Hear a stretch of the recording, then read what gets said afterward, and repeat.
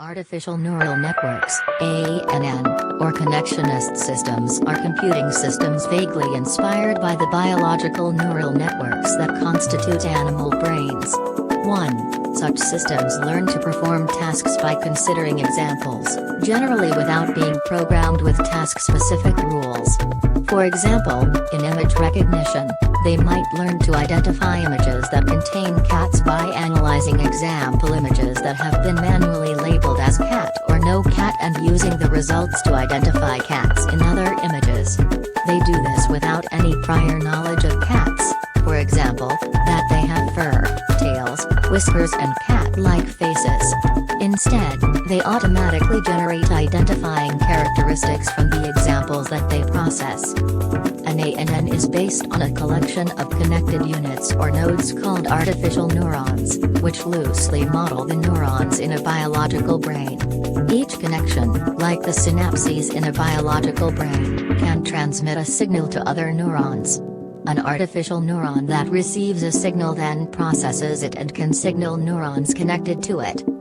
In ANN implementations, the signal at a connection is a real number, and the output of each neuron is computed by some nonlinear function of the sum of its inputs. The connections are called edges. Neurons and edges typically have a weight that adjusts as learning proceeds. The weight increases or decreases the strength of the signal at a connection. Neurons may have a threshold such that a signal is sent only if the aggregate signal crosses that threshold. Typically, neurons are aggregated into layers. Different layers may perform different transformations on their inputs. Signals travel from the first layer, the input layer, to the last layer, the output layer, possibly after traversing the layers multiple times. The original goal of the ANN approach was to solve problems in the same way that a human brain would. But over time, attention moved to performing specific tasks, leading to deviations from biology. ANNs have been used on a variety of tasks, including computer vision, speech recognition, machine translation, social network filtering, playing board and video games, medical diagnosis, and even in activities that have traditionally been considered as reserved to humans, like painting. History edit. Main article, History of Artificial Neural Networks. Warren McCulloch and Walter Pitts, 1943, opened the subject by creating a computational model for neural networks. In the late 1940s, he created a learning hypothesis based on the mechanism of neural plasticity that became known as Hebbian learning. Farley and Wesley A. Clark 1954 first used computational machines, then called calculators, to simulate a Hebbian network. Rosenblatt, 1958, created the perceptron. The first functional networks with many layers were published by Ivanko and Lapa in 1965, as the group method of data handling. The basics of continuous backpropagation were derived in the context of control theory by Kelly in 1960 and by Bryson in 1961, using principles of dynamic programming. In 1970, Seppo-Linnan published the general method for automatic differentiation AD of discrete connected networks of nested differentiable functions. In 1973, Dreyfus used backpropagation to adapt parameters of controllers in proportion to error gradients. Werbose's, 1975, backpropagation algorithm enabled practical training of multi-layer networks. In 1982, he applied Linnan's AD method to neural networks in the way that became widely used. Thereafter research stagnated following Minsky and Papert, 1969, who discovered that basic perceptrons were incapable of processing the exclusive OR circuit and that computers lacked sufficient power to process useful neural networks. In 1992, max pooling was introduced to help with least shift invariance and tolerance to deformation to aid 3D object recognition. Schmehuber adopted a multi-level hierarchy of networks, 1992, pre-trained one level at a time by unsupervised learning and fine-tuned by backpropagation. The development of metal oxide semiconductor, MOS, very large-scale integration, VLSI, in the form of complementary MOS, CMOS, technology, enabled the development of practical artificial neural networks in the 1980s. A landmark publication in the field was the 1989 book Analog VLSI Implementation of Neural Systems by Carver A. Mead and Mohammed Ismail. Jeffrey Hinton et al.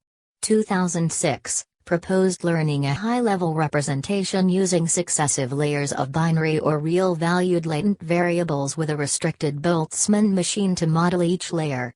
In 2012, NG and Dean created a network that learned to recognize higher-level concepts, such as cats, only from watching unlabeled images. Unsupervised pre-training and increased computing power from GPUs and distributed computing allowed the use of larger networks, particularly in image and visual recognition problems, which became known as deep learning. Citation needed. Seierson and colleagues, 2010, showed that despite the vanishing gradient problem, GPUs make backpropagation feasible for many layered feed-forward neural networks. Between 2009 and 2012, ANNs began winning prizes in ANN contests, approaching human-level performance on various tasks, initially in pattern recognition and machine learning. For example, the bidirectional and multidimensional long short-term memory, LSTM, of Graves et al. Won 3 competitions in connected handwriting recognition in 2009 without any prior knowledge about the 3 languages to be learned. Seierson and colleagues built the first pattern recognizers to achieve human competitive/superhuman performance on benchmarks such as traffic sign recognition, in 2012. ANNs began as an attempt to exploit the architecture of the human brain to perform tasks that conventional algorithms had little success with. They soon reoriented towards improving empirical results, mostly abandoning attempts to remain true to their biological precursors. Neurons are connected to each other in various patterns, to allow the output of some neurons to become the input of others. The network forms a directed, weighted graph. An artificial neural network consists of a collection of simulated neurons. Each neuron is a node which is connected to other nodes via links that correspond to biological axon synapse dendrite connections. Each link has a weight, which determines the strength of one node's influence on another. Components of ANNs. Neurons. ANNs are composed of artificial neurons which retain the biological concept of neurons, which receive input, combine the input with their internal state, activation, and an optional threshold using an activation function, and produce output using an output function. The initial inputs are external data, such as images and documents. The ultimate outputs accomplish the task, such as recognizing an object in an image. The important characteristic of the activation function is that it provides a smooth, differentiable transition as input values change, that is, a small change in input produces a small change in output. Connections and weights.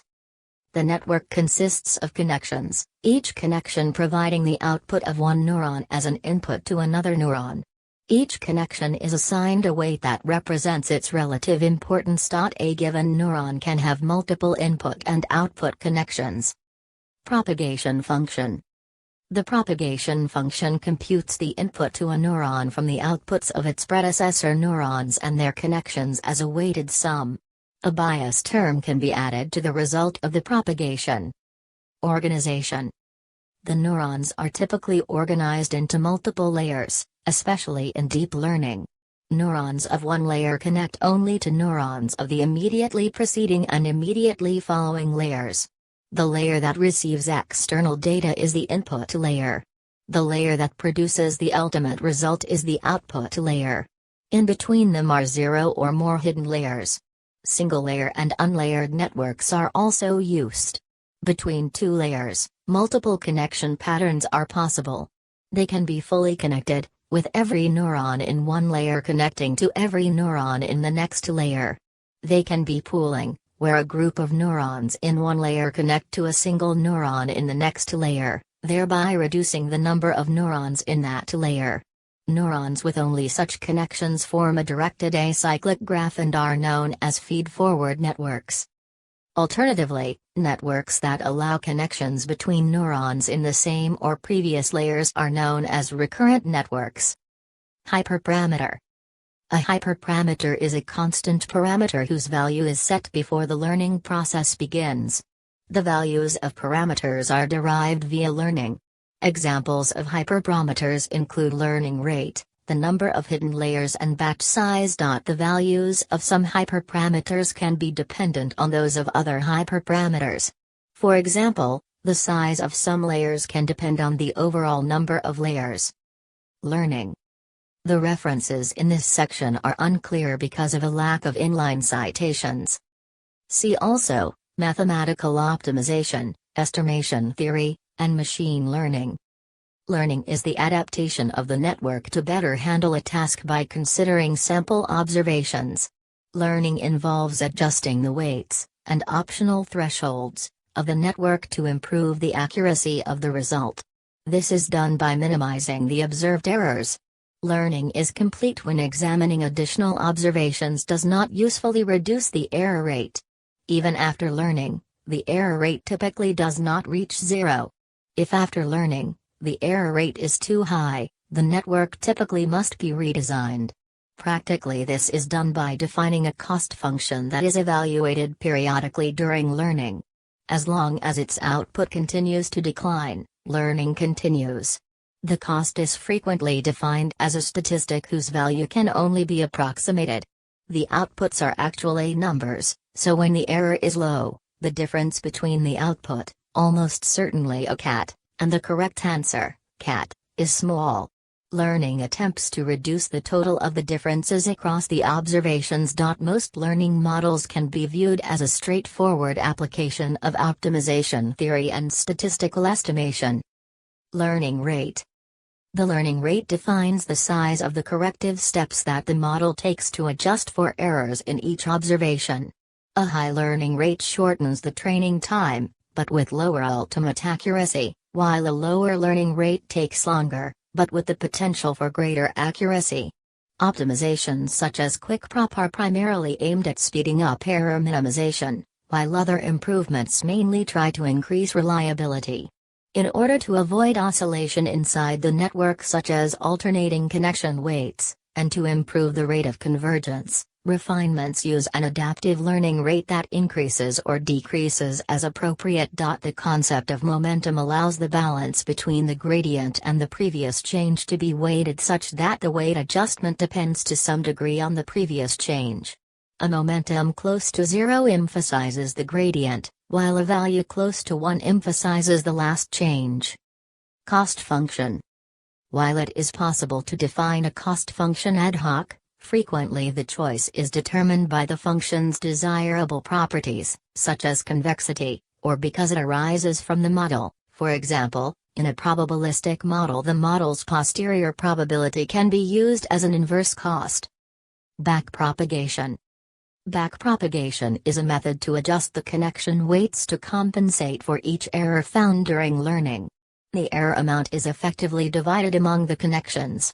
Technically, backprop calculates the gradient, the derivative, of the cost function associated with a given state with respect to the weights. The weight updates can be done via stochastic gradient descent or other methods, such as extreme learning machines, no-prop networks, training without backtracking, weightless networks, and non-connectionist neural networks. Learning paradigms. The references in this section are unclear because of a lack of inline citations. The three major learning paradigms are supervised learning, unsupervised learning, and reinforcement learning. They each correspond to a particular learning task. Supervised learning. Supervised learning uses a set of paired inputs and desired outputs. The learning task is to produce the desired output for each input. In this case, the cost function is related to eliminating incorrect deductions. A commonly used cost is the mean squared error, which tries to minimize the average squared error between the network's output and the desired output. Tasks suited for supervised learning are pattern recognition, also known as classification, and regression, also known as function approximation. Supervised learning is also applicable to sequential data, for example, for handwriting, speech and gesture recognition. This can be thought of as learning with a teacher, in the form of a function that provides continuous feedback on the quality of solutions obtained thus far. Unsupervised learning. In unsupervised learning, input data is given along with the cost function, some function of the data, \textstyle_x, and the network's output. The cost function is dependent on the task, the model domain, and any a priori assumptions, the implicit properties of the model, its parameters and the observed variables.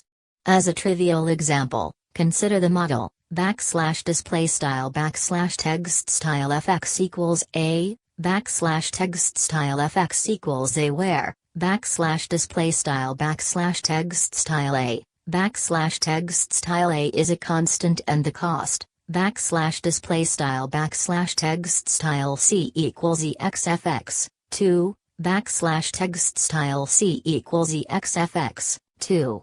Minimizing this cost produces a value of, \textstyle_textstyle a that is equal to the mean of the data. The cost function can be much more complicated. Its form depends on the application. For example, in compression it could be related to the mutual